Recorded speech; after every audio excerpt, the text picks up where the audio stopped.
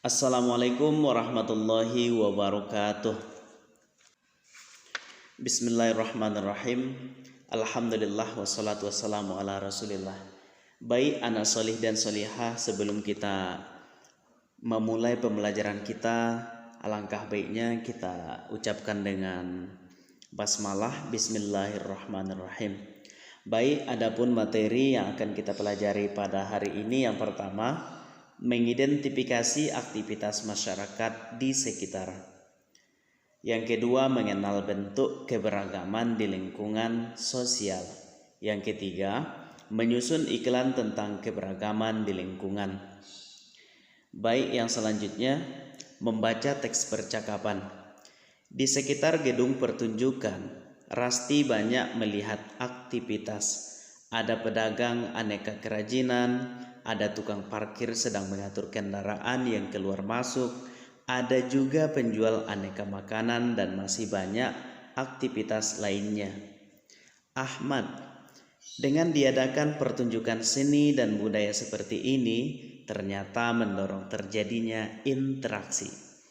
Wayan, benar, orang dari beberapa daerah bertemu di tempat ini. Rasti, dalam interaksi bisa terjadi proses memengaruhi sehingga saling memengaruhi keadaan sosial budaya masyarakat.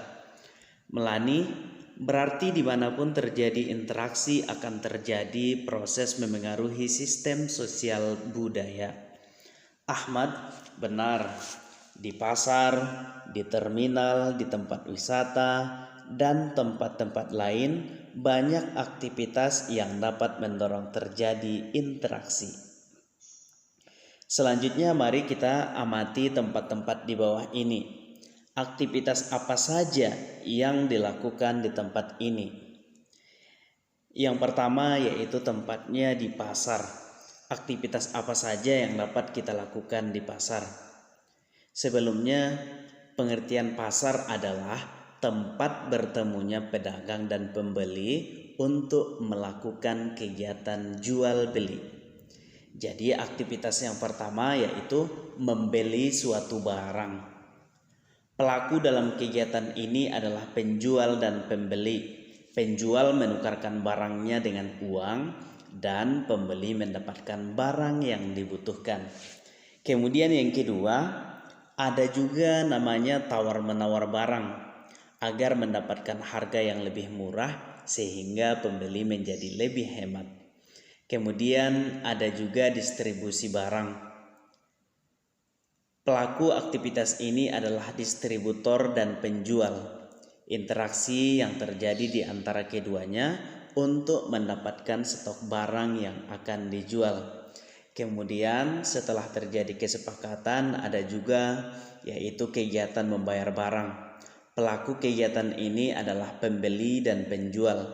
Pembeli akan membayar barang dengan sejumlah uang sesuai dengan harga yang sudah sama-sama disetujui. Kemudian gambar yang kedua yaitu gambar di stasiun kereta api.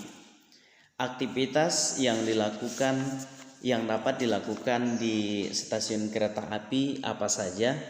Yang pertama yaitu membeli tiket. Tentu jikalau kita ingin pergi berkunjung, jikalau melewati ataupun menggunakan kereta api, kita harus terlebih dahulu membeli tiket.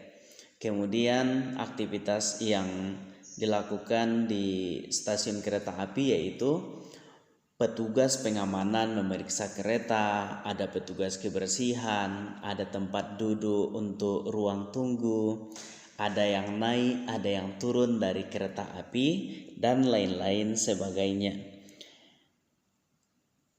Selanjutnya, apa yang indah dari perbedaan? Bacalah teks indahnya perbedaan yang ada di buku siswa halaman 87 sampai halaman 88.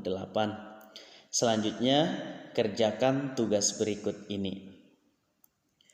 Yaitu tugasnya membuat pertanyaan tentang hidup rukun dalam perbedaan. Salah satu contoh pertanyaan tentang hidup rukun dalam perbedaan yaitu apa perbedaan dalam masyarakat? Kemudian, apa saja penyebab yang ada di dalam masyarakat? Sikap apa saja yang dibutuhkan dalam menghadapi perbedaan? Kemudian, bagaimana cara bergaul dalam perbedaan? Setelah menjawab pertanyaan-pertanyaan yang disusun, tentunya kamu dapat membuat sebuah kesimpulan. Susunlah simpulan tentang kerukunan dalam perbedaan. Gunakan pertanyaan-pertanyaan di bawah ini untuk membuat kesimpulan. Yang pertama yaitu pengertian daripada kerukunan dalam perbedaan. Pengertian kerukunan dalam perbedaan yaitu saling menghormati, saling menyayangi di antara sesama manusia yang dapat ditunjukkan dari perilaku kita sendiri terhadap orang lain. Kemudian bentuk kerukunan dalam perbedaan. Adapun bentuk kerukunan dalam perbedaan, salah satu contohnya yaitu ketika kita saling tolong menolong, menjauhi perselisihan, menjauhi pertikaian. Kehidupan masyarakat penuh kedamaian dan ketenteraman. Jika hidup rukun ini sudah tercipta dalam lingkungan masyarakat, tentunya hubungan terlihat damai dan sudah seperti keluarga sendiri. Kemudian manfaat kerukunan dalam perbedaan, mempererat tali persaudaraan. Hidup rukun yang sudah tercipta tentunya membuat satu dengan yang lainnya merasa saling memiliki. Hal tersebutlah yang kemudian mempererat tali persaudaraan itu sendiri. Kemudian manfaat kerukunan yang selanjutnya, keadaan akan lebih aman. Apabila hidup rukun, saling memahami antara masyarakat, sesama teman sudah tercipta, tentunya akan membuat keadaan menjadi lebih aman dan tentram. Kenapa? Karena tidak adanya pertengkaran. Jika kita hidup menjaga hubungan yang baik, tentu saja tidak ada ancaman dari pihak lain.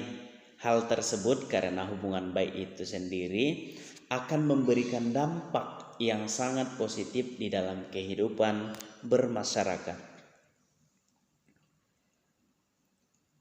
Yang selanjutnya itu merancang iklan untuk media televisi. Setelah kita mempelajari tadi, apakah menurutmu keberagaman dalam kehidupan bermasyarakat memiliki manfaat? Terus, apa manfaat keberagaman yang sudah kamu rasakan? Coba tuliskan manfaat keberagaman dalam kehidupan bermasyarakat. Manfaat keberagaman, misalnya keberagaman di lingkungan sekolah, keberagaman di lingkungan rumah, dan keberagaman di lingkungan masyarakat. Berdasarkan catatan yang kamu buat, cobalah kamu membuat rancangan iklan untuk media televisi. Yang pertama, buatlah naskah iklan yang akan kalian perankan. Dalam membuat naskah iklan, perhatikan karakteristik bahasa iklan yang menarik, yaitu singkat dan jelas. Kemudian yang kedua, tentukan siapa saja yang akan memerankan iklan tersebut. Yang ketiga, berlatihlah memerankan iklan berdasarkan rancangan yang kalian buat. Yang keempat, perankan iklan tersebut lewat video. Demikian untuk pelajaran kita hari ini, semoga bermanfaat. Tadinya kita buka dengan basmalah, sekarang kita tutup dengan ucapan hamdalah. Alhamdulillahi rabbil alamin.